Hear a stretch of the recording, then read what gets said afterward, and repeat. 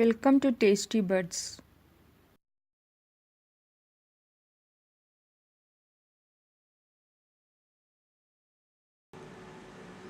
അപ്പോൾ ഇതാണ് നമ്മുടെ ബദാം ഖീർ. ഇത് റംസാന് ഭയങ്കര നല്ല ഹെൽത്തി ആയ ഒരു ഡിഷ് കൂടിയാണത്. നമ്മുടെ ശരീരം തണുപ്പിക്കാനും ഒക്കെ പറ്റിയ ഒരു ഡിഷാണ്. അപ്പോൾ അത് നമുക്ക് ഇത് ഉണ്ടാക്കുന്നത് എങ്ങനെയാണെന്ന് നോക്കാം.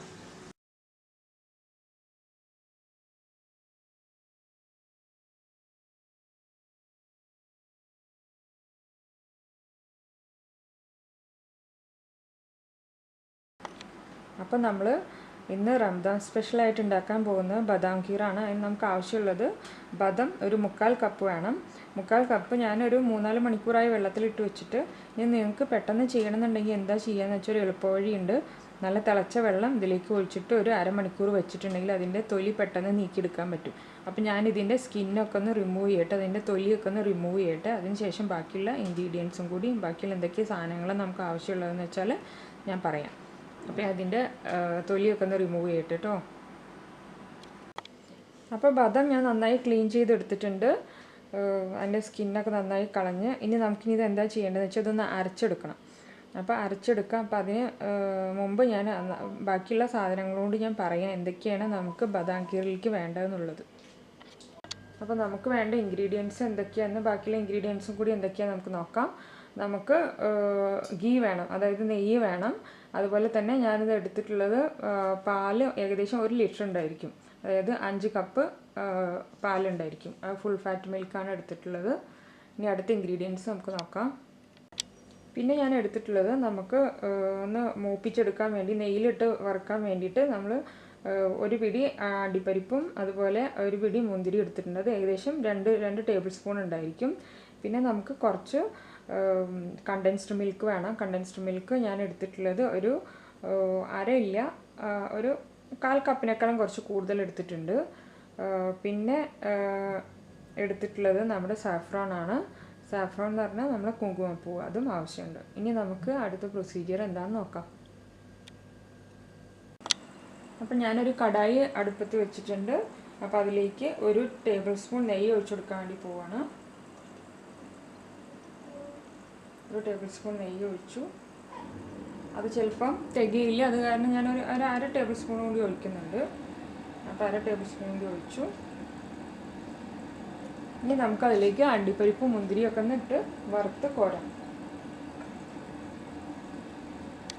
ആദ്യം നമുക്ക് അണ്ടിപ്പരിപ്പ് ഇട്ട് കൊടുക്കാം.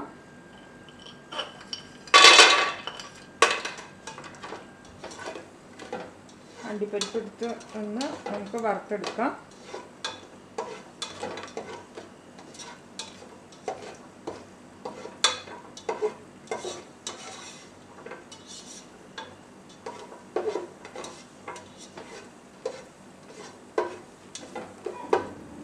അപ്പോൾ അണ്ടിപ്പരിപ്പ് ഞാൻ വറുത്ത് കോരുകയാണ്. അതൊരു പാത്രത്തിലേക്ക് മാറ്റാം.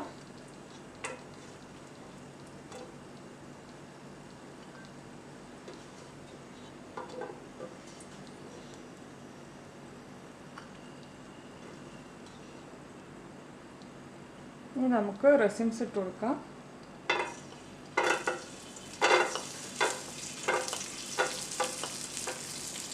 മുന്തിരി ഇട്ട് കൊടുക്കാം. മുന്തിരി ഇട്ട് കൊടുത്ത് ഒന്ന് ജസ്റ്റ് വറുത്ത് കോരിയെടുക്കാം.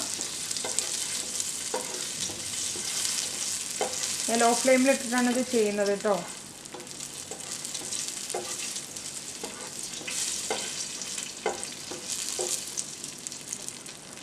ഒന്ന് കരിയണ്ടെന്ന് വിചാരിച്ച് സ്റ്റൗ ഓഫ് ചെയ്തിട്ടുണ്ട്. ഇനി നമുക്കിത് കോരി മാറ്റാം.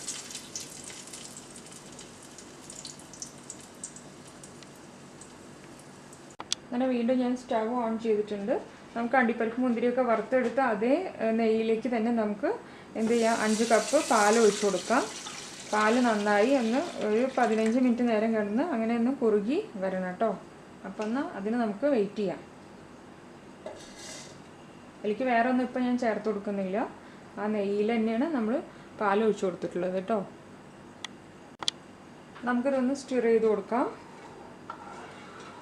പാൽ നന്നായി ഒന്ന് സ്റ്റിർ ചെയ്ത് കൊടുക്കാം. അതങ്ങനെ ഇരുന്നാവും. അതിലേക്ക് നമുക്ക് കുറച്ച് കുങ്കുമപ്പൂവ് ആഡ് ചെയ്ത് കൊടുക്കാം, അതായത് സാഫ്രോൺ ആഡ് ചെയ്ത് കൊടുക്കാം.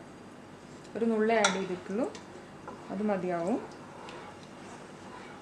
ഞാൻ അവിടെ ഇരുന്നിട്ട് പാലൊന്ന് തിളച്ച് വരട്ടെ. ആ നേരം കൊണ്ട് നമുക്ക് ബദാം ഒന്ന് മിക്സിയിലിട്ട് അടിച്ചെടുക്കാം. നന്നായി അരച്ചെടുക്കണം കേട്ടോ. അപ്പോൾ ബദാം ഞാൻ അരച്ചെടുത്തിട്ടുണ്ട്. ഇത് നമുക്ക് ഇനി അത് പാലിലേക്ക് ആഡ് ചെയ്ത് കൊടുക്കണം. പാലിപ്പോൾ തിളച്ചിട്ട് ഏകദേശം ഒരു 15 മിനിറ്റൊക്കെ ആയിട്ടുണ്ട്. ഇനി നമുക്കിതിലേക്ക് ആഡ് ചെയ്ത് കൊടുക്കാം. അപ്പോൾ ബദാം ഞാൻ ഇതിലേക്ക് ആഡ് ചെയ്ത് കൊടുക്കണം. ബദാം അരച്ചതാണ്, അരച്ച് ചേർത്തത് ഇതിലേക്ക് ചേർത്ത് ഇനി നന്നായി മിക്സ് ചെയ്ത് ഒരു 5 മിനിറ്റ് നമ്മൾ ഇളക്കി കൊടുക്കണം കേട്ടോ. അപ്പോൾ ഇത് നന്നായി ഇതിലേക്ക് സ്റ്റിർ ചെയ്ത് കൊടുക്കണം. നന്നായി സ്റ്റിർ ചെയ്ത് നന്നായി ഇത് മിക്സായി വരണം. എന്നിട്ടൊരു 5 മിനിറ്റ് തിളച്ചാൽ മതി.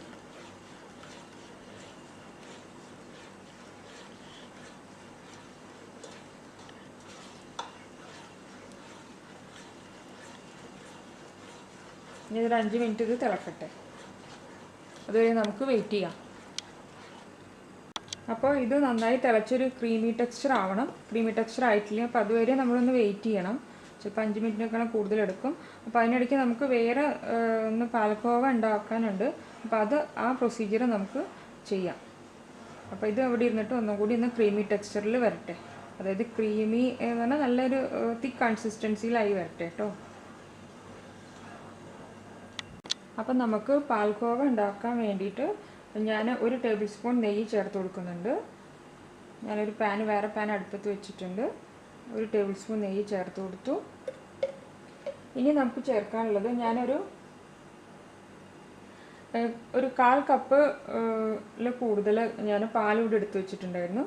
അത് നമ്മൾ ഇതിലേക്ക് ചേർത്ത് കൊടുക്കണം.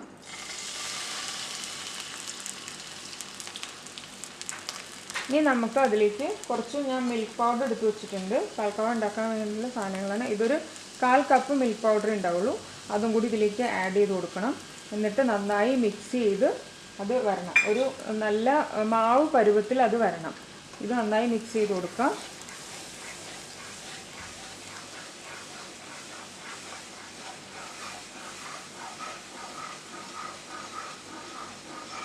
പാല് നമ്മൾ വറ്റിച്ചെടുക്കുക എന്നൊക്കെ പറയില്ലേ, അതിൻ്റെ ഒരു പരുവത്തിലുള്ളതാണിത്. അപ്പോൾ അത് നന്നായി ഇതായി വരണം.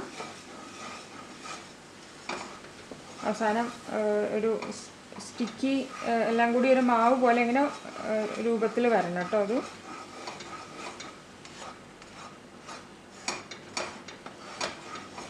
അപ്പോൾ അത് എന്നാ പരുവാകുമ്പോൾ ഞാൻ കാണിച്ചു തരാം.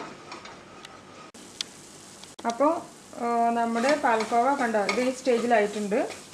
ഇത് നമുക്കിനി എല്ലാ സ്റ്റേജിൽ നിന്നും എല്ലാ ഭാഗത്തു നിന്നും നമുക്കിത് എടുക്കണം. ഇത് കരിയാതെ നോക്കണം. ഞാൻ സ്റ്റൗ ഓഫ് ചെയ്യാൻ വേണ്ടി പോവാണ്. കണ്ടോ ഇങ്ങനെയായി. ഇനി ഇതൊന്ന് ചൂടാറിയതിന് ശേഷം നമുക്കതിലേക്ക് പൊടിച്ചിട്ട് കൊടുക്കണം. നമ്മുടെ ബദാം കീറിലേക്ക് പൊടിച്ചിട്ട് കൊടുക്കണം. അപ്പോൾ ഇത് ഈ കൺസിസ്റ്റൻസിയിലായിട്ടുണ്ട്. ഇതൊന്ന് ചൂടാറട്ടെ. ചൂടാറിയതിന് ശേഷം നമുക്കിത് പൊടിച്ച് ചേർക്കാം. ഇതതിലേക്ക് നമ്മൾ മിക്സ് ചെയ്ത് കൊടുക്കും. അപ്പോൾ ഒന്ന് ചൂടാറട്ടെ കേട്ടോ. ഇനി നമ്മൾ നേരത്തെ ഉണ്ടാക്കി വെച്ച കോവ ഇതിലേക്ക് ആഡ് ചെയ്ത് കൊടുക്കാം. ഇതിലേക്ക് ആഡ് ചെയ്ത് കൊടുക്കാം.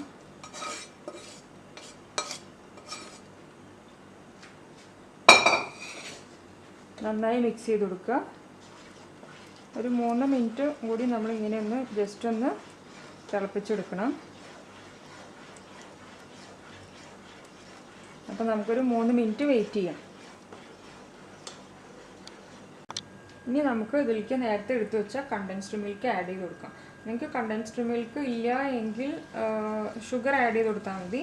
ഒരു 1/4 കപ്പ് ഷുഗർ ആഡ് ചെയ്ത് കൊടുത്താൽ മതി. നമുക്ക് മധുരം കൂടുതൽ വേണമെങ്കിൽ അതിനനുസരിച്ച് ഇടാം, അല്ലെങ്കിൽ കുറച്ചിടാം. അപ്പോൾ ഇത് നന്നായി ഒന്ന് മിക്സായി വരട്ടെ.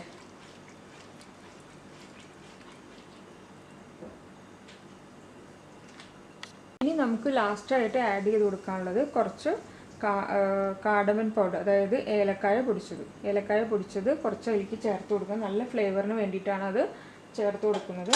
എന്നിട്ടൊന്ന് മിക്സ് ചെയ്ത് കൊടുക്കാം.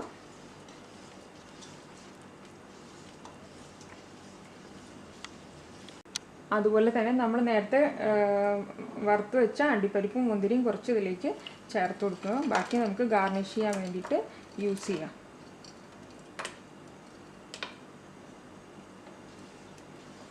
അപ്പം നമ്മുടെ ഒന്ന് മിക്സ് ചെയ്ത് കൊടുക്കുക. നമ്മുടെ ബദാം ഖീർ റെഡി ആയിട്ടുണ്ട്. ഇത് ഞാൻ മധുരം നോക്കി, പക്ഷെ അധികം മധുരം ഇല്ല. നിങ്ങൾക്ക് മധുരം ഞാൻ നേരത്തെ പറഞ്ഞ പോലെ തന്നെ മധുരം കൂടുതൽ ആഡ് ചെയ്യണമെന്നുണ്ടെങ്കിൽ മധുരം കൂടുതൽ ആഡ് ചെയ്യാം. കുറച്ച് വേണ്ടെന്നുണ്ടെങ്കിൽ കുറച്ച് മതി. ഇതിപ്പോൾ ഒരു നോർമൽ കൺസിസ്റ്റൻസി മധുരമേ ഉള്ളൂ.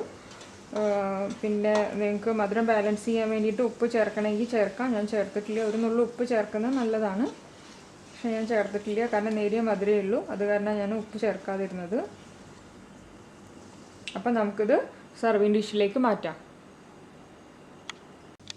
അപ്പോൾ നമ്മുടെ ബദാം ഖീർ സർവിങ് ഡിഷിലേക്ക് മാറ്റിയിട്ടുണ്ട്. ഇത് വളരെ ഹെൽത്തിയാണ്. പ്രത്യേകിച്ച് ഇഫ്താറിൻ്റെ ടൈമിലൊക്കെ കഴിക്കാൻ വേണ്ടിയിട്ട് നല്ല ഹെൽത്തി ഒരു ഡിഷാണ് അത് ബദാം ഖീർ. അതുപോലെ തന്നെ സാധാരണയായിട്ട് നമ്മൾ റെഗുലർ ഡയറ്റിൽ ബദാം ഒരു നിശ്ചിത അളവിൽ ഉൾപ്പെടുത്തുകയാണെങ്കിൽ അത് നമ്മുടെ ഗുഡ് കൊളസ്ട്രോൾ റേസ് ചെയ്യും. അതുപോലെ തന്നെ ബാഡ് കൊളസ്ട്രോളിനെ റെഡ്യൂസ് ചെയ്യുകയും ചെയ്യും കേട്ടോ. അപ്പോൾ അത് കൂടുതലായിട്ട് വാരി കഴിക്കരുത്, അത് പറഞ്ഞ കാരണം എല്ലാവരും കുറേശ്ശൊക്കെ ഡെയിലി ഡയറ്റിൽ ബദാം ഉൾപ്പെടുത്താൻ പറ്റുന്നവർ ഉൾപ്പെടുത്തുക. അപ്പോൾ ഇത് ഇഷ്ടപ്പെട്ടെങ്കിൽ, ബദാം ഖീർ ഇഷ്ടപ്പെട്ടെങ്കിൽ എല്ലാവരും ഷെയർ ചെയ്യണം, ലൈക്ക് ചെയ്യണം. അതുപോലെ വല്ല മിസ്റ്റേക്ക് ഉണ്ടെങ്കിൽ പറഞ്ഞു തരണം. നിങ്ങളുടെ സപ്പോർട്ടാണ് ഞങ്ങൾക്ക് ഏറ്റവും വലുത്. അപ്പോൾ എല്ലാവരും കമൻറ്റ് ബോക്സിൽ കമൻറ്റ് അറിയിക്കണം. ഇതെല്ലാവരും ഒന്ന് ഉണ്ടാക്കി നോക്കണം. ഇഫ്താറിനെ പറ്റിയ നല്ലൊരു ഡിഷാണെന്ന് ഞാൻ പറഞ്ഞു. ഇഫ്താറിന് തന്നെ എല്ലാവരും ട്രൈ ചെയ്ത് നോക്കണം. നമുക്ക് നല്ല കൂളിംഗ് എഫക്റ്റ് കിട്ടും ബോഡിക്ക്. പാലൊക്കെ ഉള്ള കാരണം നമ്മൾ സാധാരണ നോമ്പെടുത്ത കാരണം നമ്മൾ ബോഡി നല്ല ചൂടായിട്ട് ഇരിക്കുകയായിരിക്കും. അപ്പോൾ നല്ല കൂളിംഗ് എഫക്റ്റ് കിട്ടാൻ വേണ്ടിയിട്ടുള്ള ഒരു ഖീറും കൂടിയാണ് ബദാം ഖീർ. അപ്പോൾ എല്ലാവരും ട്രൈ ചെയ്ത് നോക്കുക, ഫീഡ്ബാക്ക്സ് അറിയിക്കുക. അതുപോലെ സബ്സ്ക്രൈബ് ചെയ്യാത്തവരുണ്ടെങ്കിൽ സബ്സ്ക്രൈബ് ചെയ്യുക. അപ്പോൾ താങ്ക് യു ഫോർ വാച്ചിങ്.